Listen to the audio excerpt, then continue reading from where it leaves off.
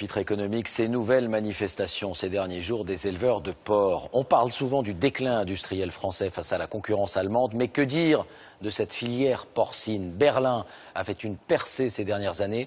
Pourquoi? Comment expliquer ce succès? Et à l'inverse, les difficultés françaises. Vous allez voir très concrètement comment fonctionnent deux exploitations de chaque côté de la frontière. Enquête Anne-Sora Dubois avec nos bureaux à Rennes et à Berlin.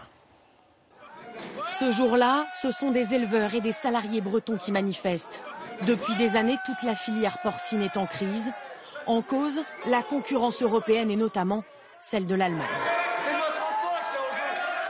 En France, les élevages se font encore dans de petits corps de ferme, comme ici, avec une centaine de cochons. Outre-Rhin, des usines immenses, ultra-modernes, avec des milliers de têtes. France, Allemagne, le combat est-il inégal? Nathalie Marchand élève des truies depuis plus de 10 ans en Ille-et-Vilaine.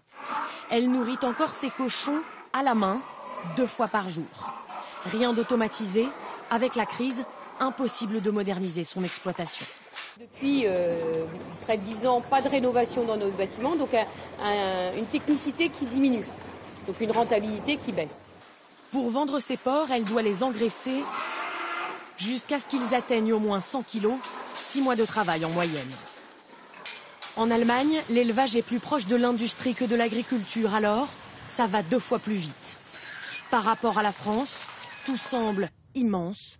Les porcheries sont des usines de plusieurs centaines de mètres de long.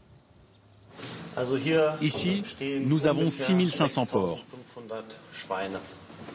Les éleveurs investissent régulièrement pour que leurs installations soient à la pointe de la technologie. Désormais, les cochons disposent même de la climatisation. Tout est piloté par ordinateur. Il y a de l'air froid et de l'air chaud qu'on gère et qu'on oriente en fonction de l'âge des porcs et de leur stade de croissance. Pour la nourriture, pas question de faire ça à la main, comme en France. Le service est automatique et le menu à la carte. L'ordinateur ici gère la nourriture des cochons 3 fois par jour. On peut recalculer quotidiennement la quantité d'aliments qui est nécessaire pour chaque cochon. Résultat, là où la France produit 24 millions de porcs par an, l'Allemagne atteint 58 millions. Autre différence, là-bas dans les abattoirs, il n'y a pas de salaire minimum. Certains ouvriers sont payés 3 € de l'heure.